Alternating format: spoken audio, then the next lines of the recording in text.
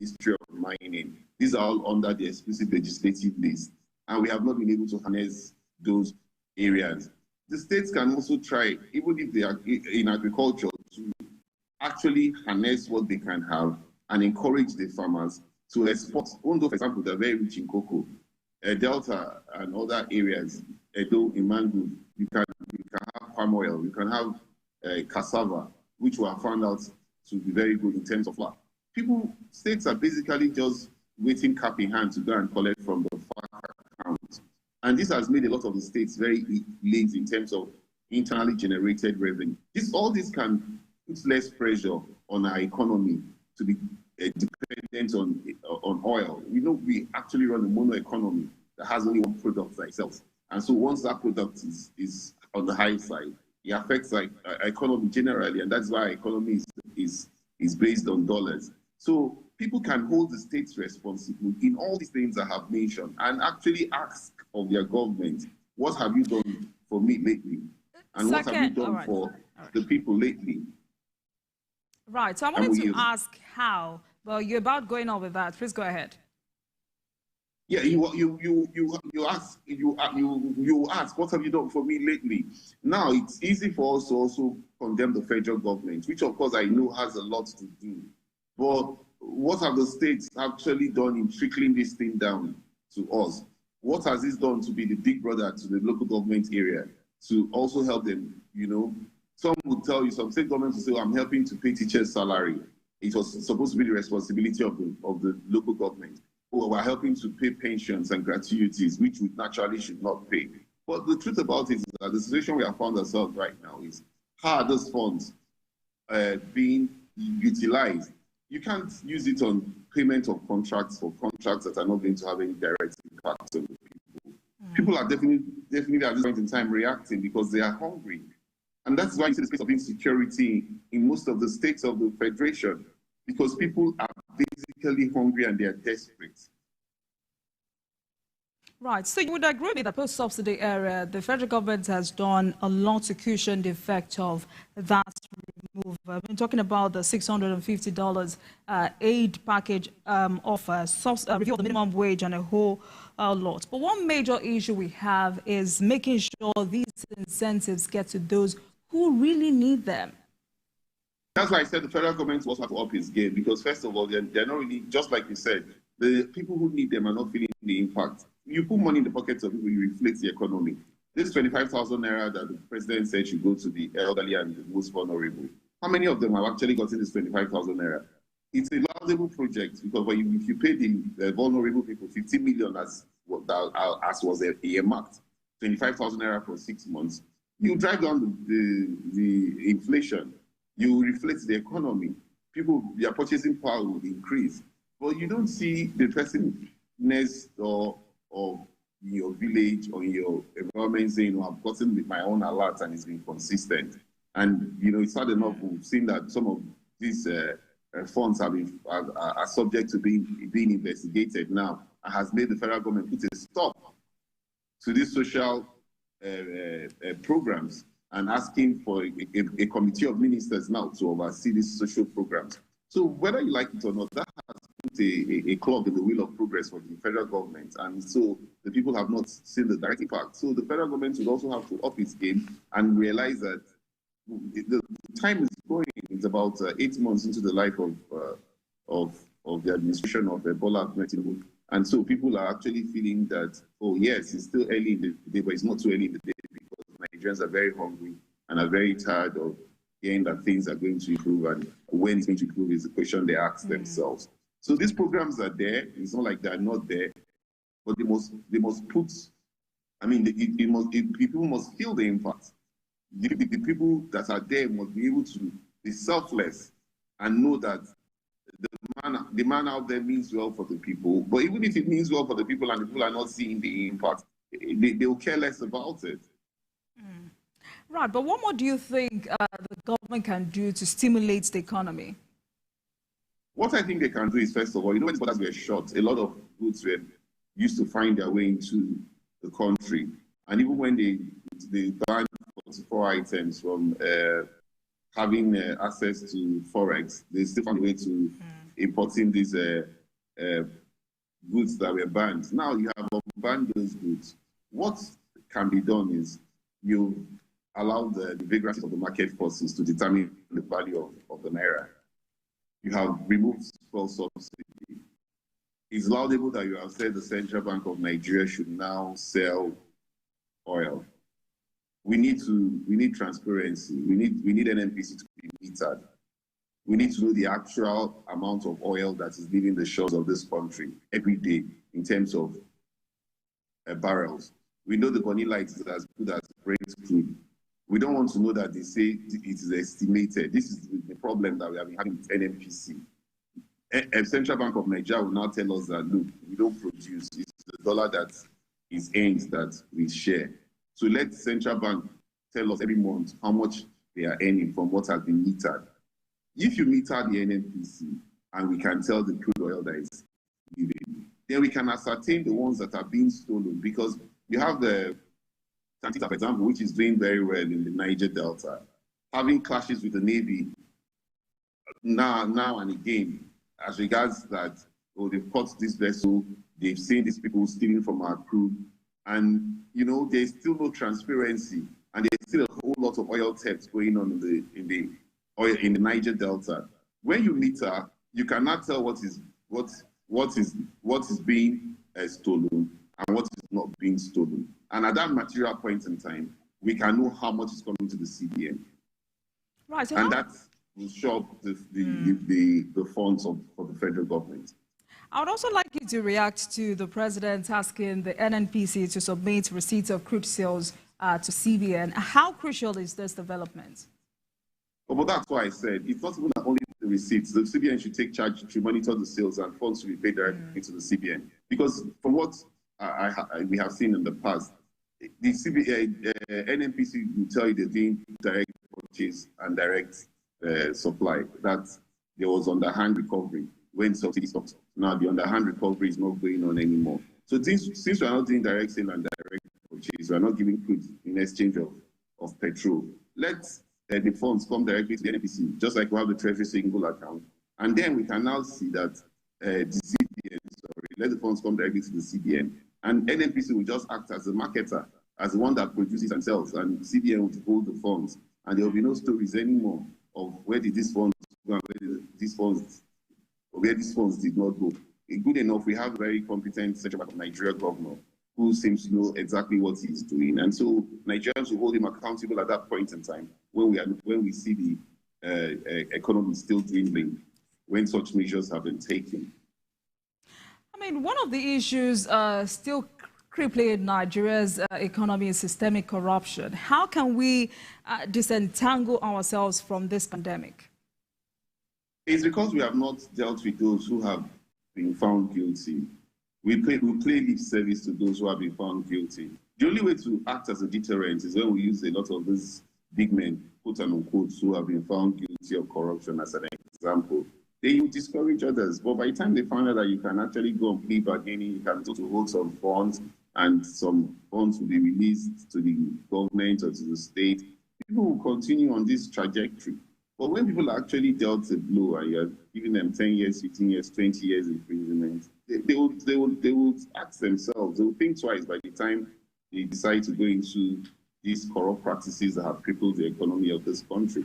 The civil servants are also not to be spared. A lot of the civil servants are the ones that get the political office holders into trouble.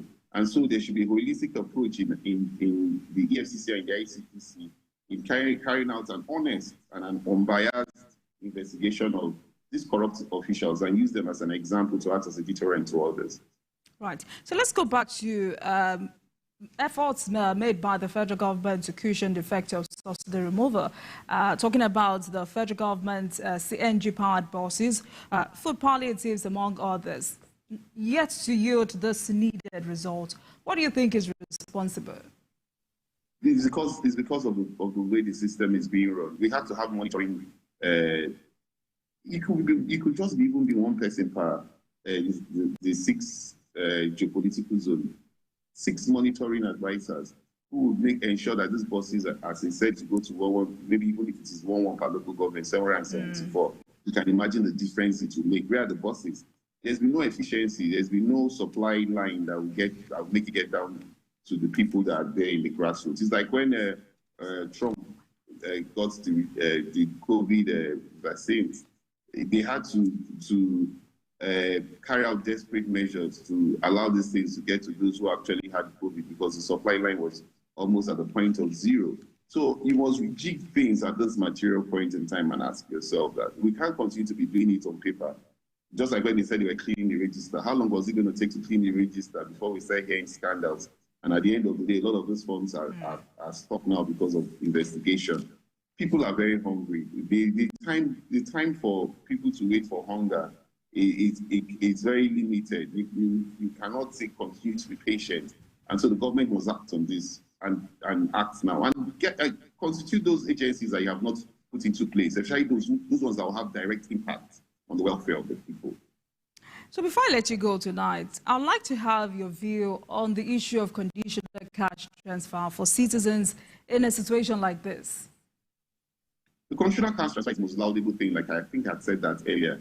In a situation like this, imagine if all those vulnerable citizens, 15 million, like you said, get 25,000 naira every month. The complaints won't be that much. Of course, things are very high. What is 25,000 naira if the dollar is 1,500? $10 is 15,000. So 25,000 is not much, but it's still a whole lot of money to those in the village and those in the rural areas. They don't spend like we spend lavishly. Do you understand? They don't have the taste of designers like we have. They don't have the taste of luxury life like we do have. And so most of those people would have those funds. They will drive away hunger, would reduce criminality, and this conditional cash transfer will help to reflate the economy, like I had said earlier. So finally, before I let you go, and this is going back to the issue of state governors fixing up, should immunity for governors be removed? If you remove the immunity from governors, it will distract them.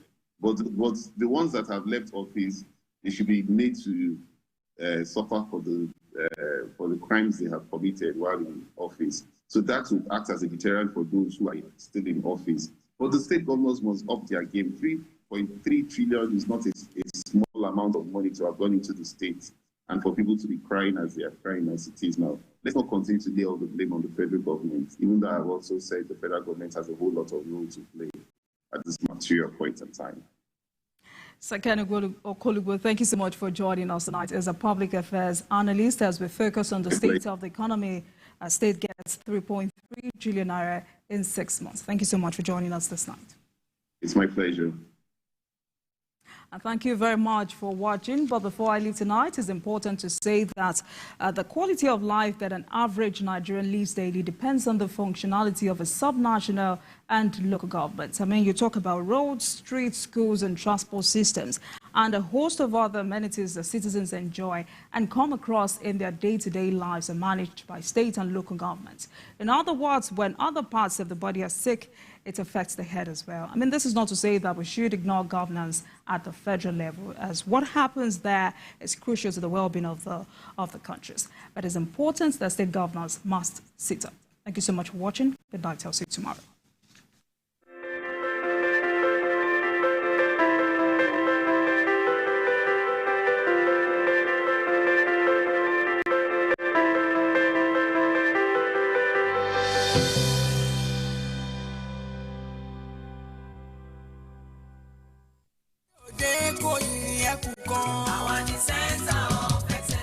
Lagos is the most visited state in Africa as the 5th largest economy on the continent. Covering the state and its government is no mean feat, it's a busy beat.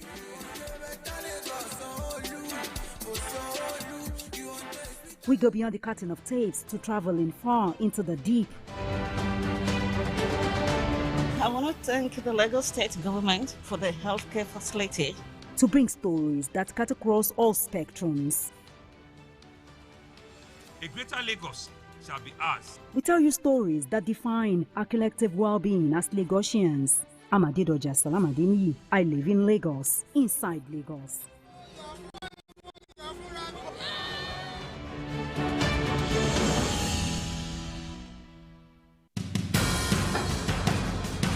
Information is power, information is security, information is knowledge. On Labor Lens, we believe that working people around the world have real questions of their own. They want to know how the world of work operates, what it means to the employer of labor, how policies affect workers in the workplace. On Labor Lens, I ensure we engage effectively the organized labor, organized private sector, and government to get out of them information workers are in need of. I am Sharon Ijason, asking questions that make you get sense of the workplace.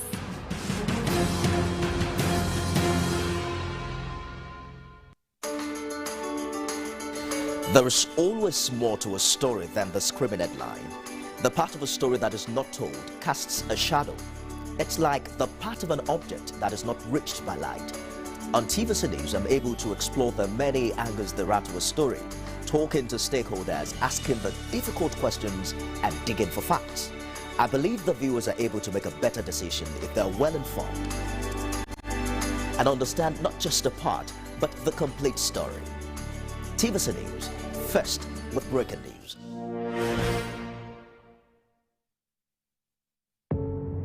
Doubt and fear doesn't occur at the canvas, it shows in the canvas.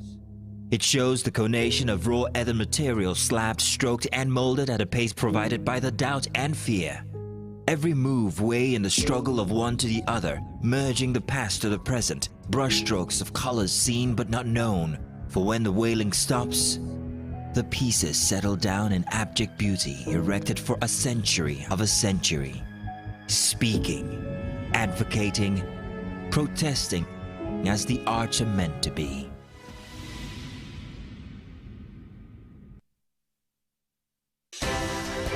At TVC News, wherever the big news story is happening, we're geared up to break it. TVC News, first with breaking news.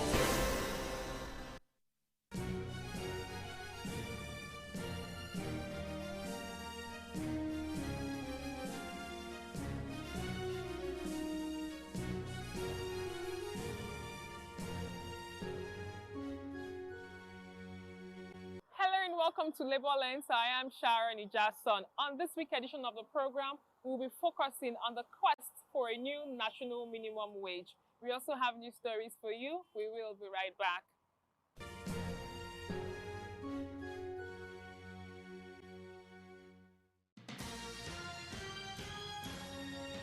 This is a significant leap towards the implementation of a new minimum wage.